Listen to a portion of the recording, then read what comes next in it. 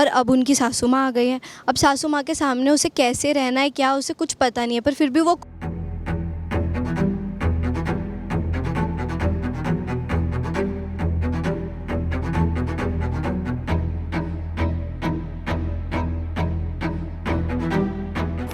खीरा खाओ। खाना खत्म नहीं है ना, खीरा खाओ। फटाफट बोल देती हूँ। मासा, मैंने फर्श फुफासा वासा और बरांडा मुआसा सब अच्छे से साफ कर लिया। और देखो हमारे हाथ भी साफ। बुलबुल। भाई जी, जी खाने का समय खत्म हो गया। ये जो बचा हुआ खाना है और छोटे बर्तन है रसोई में अच्छे से संभाल के रखें।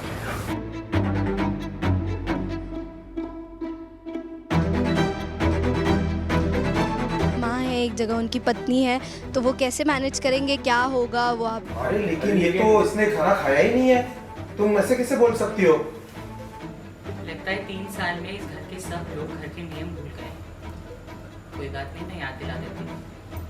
जो काम यहाँ समय से शुरू होता है वो समय से ही खत्म होता है, और घर का ये नियम घर के सभी लोगों पर लागू होता है, चाहे पुराने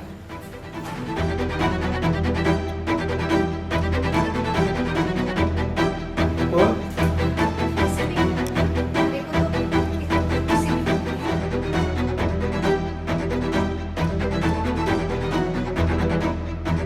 बुलबुल के साथ सब कुछ उल्टा फुल्टा ही हो जाता है। मतलब वो कोशिश करती है कि वो चीज़ों को सही करे, लेकिन नादानी में, क्योंकि वो बचपन जो होता है ना, उसका बचपन वैसा है कि जब आप छोटे होते हो तो आपको पता नहीं होता आप क्या कर रहे हो, आप नादानी में कुछ चीज़ें कर जाते हो।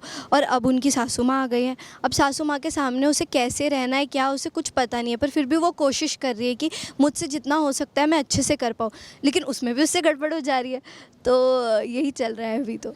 आई थिंक जो एक बेटे होते हैं किसी भी घर के, वो अपनी मम्मा की रिस्पेक्ट, डरते नहीं है। मुझे लगता है कोई भी बच्चा अपनी माँ से डरता नहीं है, एक रिस्पेक्ट होती है उनकी।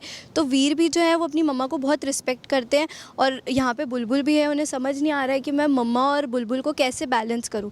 फिर भी वो कहीं ना कहीं कोशिश करें, और हेल्प करेंगे नहीं करेंगे वो तो आप एपिसोड्स में देखोगे। सिचुएशन क्रिटिकल है, बिकॉज एक जगह माँ है, एक जगह उनकी पत्नी है, तो वो कैसे मैनेज करेंगे, क्या होगा वो आप देखोगे आगे जाके। क्योंकि आई थिंक हर बेटे की लाइफ में अलग अलग प्रॉब्लम्स आती हैं, तो वीर के लाइफ में अपनी एक प्रॉब्लम्स आएंगी उनकी माँ और उनकी पत्नी को लेके। तो आप आई थिंक वो धीरे धीरे बढ़ती जाएगी वो चीज़, क्योंकि जहाँ जहाँ वीर देखेंगे कि उनकी मम्मा भी कहीं ना कहीं बुलबुल को